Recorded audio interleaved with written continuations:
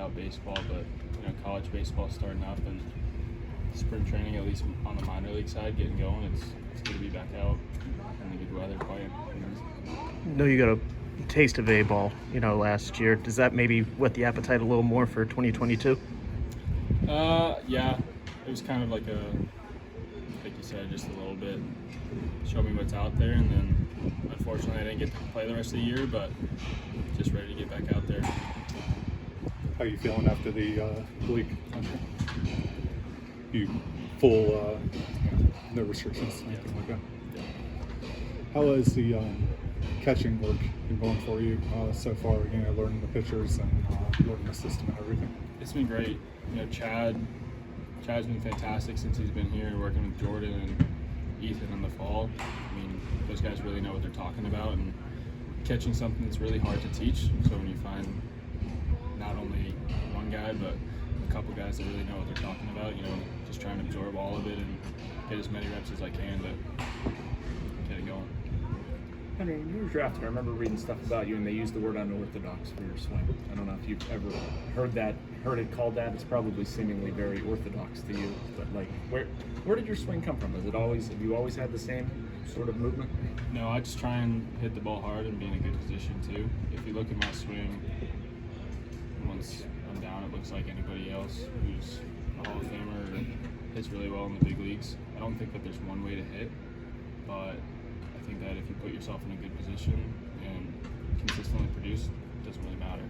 A lot of people with a pretty swing that can't really hit, and a lot of people with a swing maybe like mine that's quote unorthodox that can really hit. Yeah, and I didn't want to present that as like a common comment on like whether it's pretty or not, but just have you had to change it, shorten it, anything like that? You maintain it? Yeah. Okay. I just hit. Okay. When it comes to taking in all the information that you have to do for catcher, what are some of the things that have helped you to retain that and learn all the different things that you have to learn, keep it in memory? Just keep it individual with each pitcher. Everybody likes different things.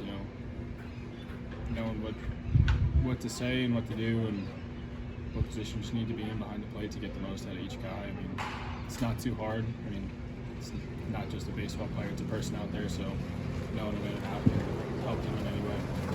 How do you see maybe the catcher position evolving? Like a couple years ago, everyone was into pitch framing. Now there's going to be a couple levels where it's automatic strikes. Relationship building, I know this is something that the Pirates really emphasize with it also. Yeah, I don't really think about it, honestly. Whether I want it to be an automated strike zone or not isn't going to matter. They're not taking my opinion in, they're not really asking those questions, so just being able to adapt to whatever the changes are made and be the first one, because if you're sitting there worrying about rule changes and complaining, then you're going to get left behind. Henry, what's the opportunity been like? We talked to you a little bit about formulating a bond with pitchers, and Quinn would fall into this category, but like Nick Gonzalez too, looking at you guys, first round pick 3 years in a row. Has that relationship started to form? Yeah. You guys maybe have conversations about where hopefully the three of you will be taking this? Yeah, so Nick and I have been here since January 3rd. For a while it was just us hitting every day. Get to know him really well. He's a really good person off the field, and the way he goes about his work. Whenever someone's really good at things, I try and whenever somebody's really good at something, I think there's always things you can learn from them. So picking up little things just about how he goes about day in and day out.